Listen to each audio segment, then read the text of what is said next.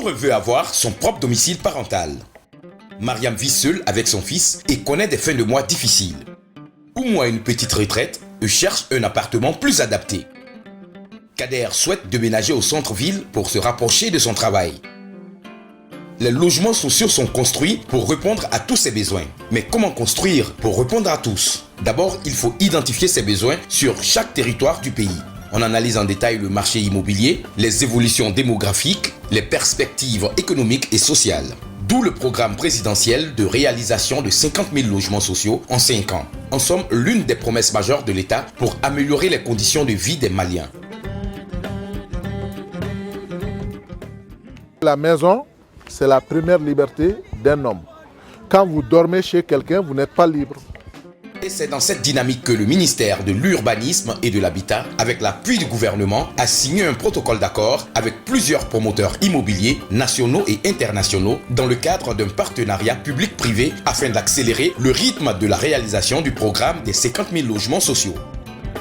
L'habitat est un établissement public à caractère administratif qui aujourd'hui a la charge de la gestion des logements sociaux et qui, pour qui parle des logements sociaux doit parler de l'engagement et de la promesse donc, du président de la République, à savoir son Excellence M. Oubrih Boubacar Keïta, à offrir aux Maliens 50 000 logements sociaux. Et aujourd'hui, nous sommes à pied d'œuvre pour la poursuite des activités donc, liées à cette ambition-là.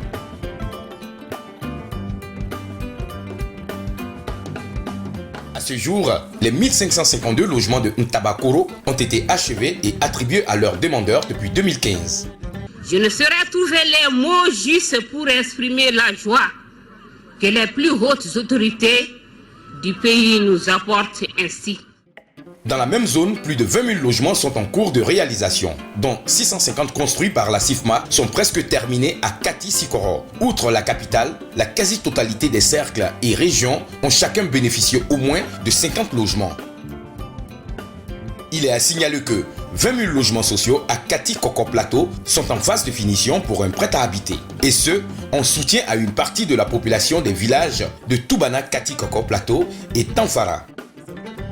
Dans le cadre de la mise en œuvre de sa politique de logements sociaux, le gouvernement a constitué des réserves foncières à Kati-Koko Plateau d'une superficie totale de 398 hectares, sur laquelle 298 hectares, objet du titre foncier numéro 15 924, a été destiné, selon elle, à la réalisation des logements sociaux dans le cadre du dit programme gouvernemental, d'une part, et du partenariat public-privé, d'autre part. Tandis que les 100 hectares restants, objet du titre foncier numéro 19 625, ont été cédés à des sociétés immobilières. Une autre parcelle d'une superficie équivalente, ou presque, sur le site des logements sociaux de Ntabakoro est palpable.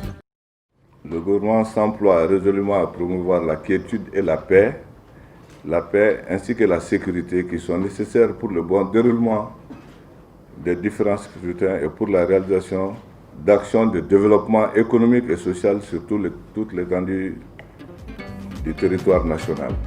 À partir de ces données, les collectivités ont déterminé le nombre de nouveaux logements nécessaires sous une appellation simple, programme de logements sociaux. Mais ensuite, faut-il choisir les logements mieux adaptés, par exemple un appartement ou une maison en location ou en accession sociale. Il y a aussi des logements adaptés aux handicapés, les logements foyers pour accueillir les plus fragiles, des résidences estudiantines, des foyers de jeunes travailleurs. Leur point commun, ce sont des logements abordables de qualité qui tiennent compte des revenus de leurs habitants. N'oublions pas que qui dit logement abordable est donc social, dit aussi facture maîtrisée. Ceci nous permettra d'atteindre, pour le bonheur des citoyens maliens, les 50 000 logements sociaux conformément à la vision du président de la République, chef de l'État, son Excellence, M. Ibrahim Boubacar Keïta. Les logements sociaux créent des emplois non délocalisables et contribuent au dynamisme de l'économie locale. C'est pourquoi une commission d'attribution a été mise en place par le ministère de l'Urbanisme et de l'Habitat. Construire des logements sociaux, c'est donc agir pour la mixité et le vivre ensemble dans nos quartiers, nos régions et nos villes. C'est construire un avenir plus accessible, plus solidaire, plus durable pour Touré, Mariam, Oumou, Kader et des centaines de milliers de Maliens qui peinent à se loger au prix du marché. L'État vous a compris et œuvre pour vous loger décemment. Car construire l'avenir, c'est aussi construire des logements sociaux adéquats et décents pour le bien-être du citoyen.